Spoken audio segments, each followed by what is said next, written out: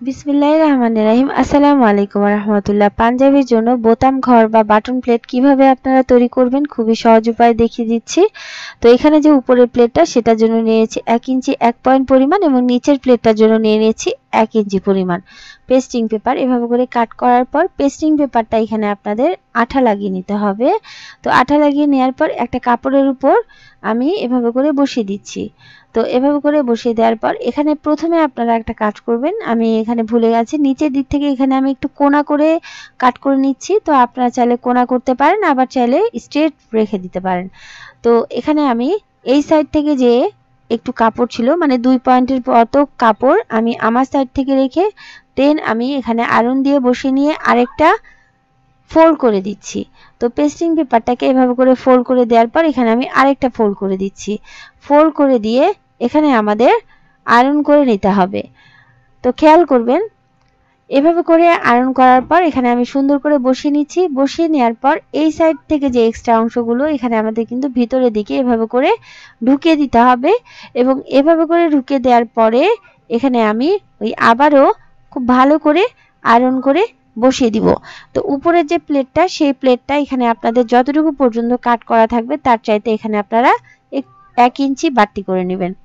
তো এখানে আমি বাড়তি করে নিয়েছি এবং বাড়তি করার পর এখানে আমি নিচের দিক থেকে এভাবে করে উল্টা সাইডে আমি কোণাগুলো মিলিয়ে দিচ্ছি। তো কাপড়গুলো এভাবে করে বসিয়ে নিয়ে এখানে আমি সুন্দর করে কোণাগুলো মিলিয়ে দিয়েছি এবং আয়রন করে বসিয়ে নিয়েছি।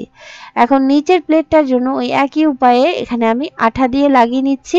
লাগিয়ে নেওয়ার পর একটা কাপড়ের উপর এভাবে করে বসিয়ে দিয়ে এক্সেস অংশটা এখানে আমি এভাবে করে ফোল্ড করে দিচ্ছি, দেন আরেকটা ফোল্ড করে দিতে হবে। একই উপায়ে আয়রন করে নিচ্ছি, দেন আমি আরেকটা ফোল্ড করে দিব। তো এভাবে করে ফোল্ড করে দিয়ে এখানে আমাদের ওই একই উপায়ে এখানে আয়রন করে নিতে হবে। তো নিচের দিকে যে এক্সেস কাপড়গুলো আছে সেখানে আপনারা 1/2 ইঞ্চি পরিমাণ কাপড়গুলো রাখবেন এবং এক্সেস কাপড়টা কাট করে দিবেন। তো কাট করে দিয়েছি।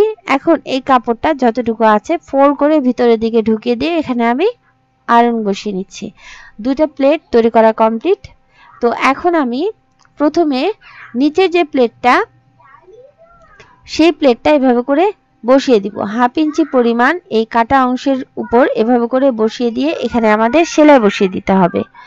তো এখানে আমি ভিতরের দিকে ঢুকিয়ে নিচ্ছি। তো ঢুকিয়ে নিয়ে এখানে আমাদের এভাবে করে সেলাই বসিয়ে দিতে হবে।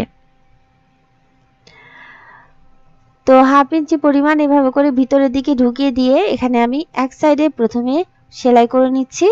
তো নিচের যে প্লেটটা সেই প্লেটটা সবসময় আপনাদের হাতের বাম সাইডে রাখতে হবে। তো এখানে আমি হাতের বাম সাইডে করে এভাবে করে সেলাই করে দিয়ে উপরের দিক থেকে কাট করে নিলাম।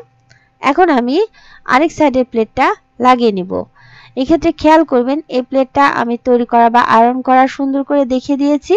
এখন এই প্লেটটাকে এভাবে করে আমাদের ভিতরের দিকে ওই একইভাবে যতটুকু পর্যন্ত আপনারা নিচের প্লেটটা ঢুকিয়ে দিয়েছেন ততটুকু বরাবর এভাবে করে আমি উপরের প্লেটটাও ভিতরের দিকে মানে এই মেইন পার্ট কাপড়টাকে এভাবে করে ঢুকিয়ে দিচ্ছি।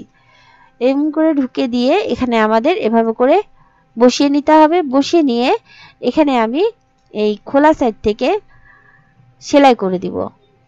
তো এখানে আমি উপর থেকে নিচ বরাবর এভাবে করে সেলাই বসিয়ে দিব এবং যেখানে আমাদের এই প্লেটের মানে মেইন পার্টের প্লেটের যে আমরা যতটুকু পর্যন্ত প্লেট রাখতে চাচ্ছি ততটুকু বরাবর এখানে আমাদের হালকা করে একটা কাট বসিয়ে দিয়ে এভাবে করে ঢুকিয়ে দিতে হবে।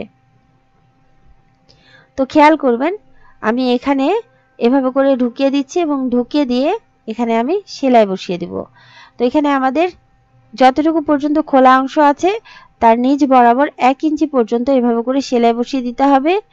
এভাবে করে সেলাই বসিয়ে দিয়ে এখানে আপনারা প্রথমে এই সাইডের অংশটুকু সেলাই করে নেবেন।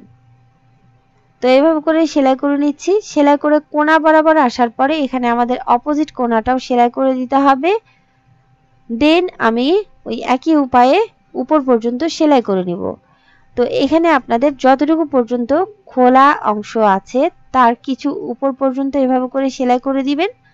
এভাবে করে সুন্দর করে উপরের প্লেটটা আমি বসিয়ে নিয়ে এভাবে করে সেলাই বসিয়ে দিচ্ছি। তো এখানে আমি দুইটা সেলাই দিয়ে দিব। তো উপরে যে আপার প্লেটটা আছে সেই আপার প্লেটের উপরে এখানে আমি দুটো সেলাই দিয়ে দিয়েছি এবং এই উপায়ে খুবই সহজ উপায়ে এখানে আপনারা পাঞ্জাবির জন্য প্লেট তৈরি করে নিতে পারবেন। তো উপরের প্লেটে যে এক্সেস অংশটুকু সেই এক্সেস অংশটুকু এখানে আমি কাট করে নিচ্ছি এবং এই নিয়ম ফলো করে খুবই সহজ উপায়ে এখানে আপনারা পাঞ্জাবির প্লেট তৈরি করে নিতে পারবেন। ডিটেইল ভিডিওটা ইনশাআল্লাহ আমি দিয়ে দিব। এখানে আমি 3 থেকে 4 বছর বয়সী বাচ্চার জন্য এই পাঞ্জাবিটা তৈরি করে নিয়েছি। ভালো লাগলে চ্যানেল সাবস্ক্রাইব করে সাথে থাকুন আরো নতুন নতুন আপডেট পেতে। আসসালামু আলাইকুম।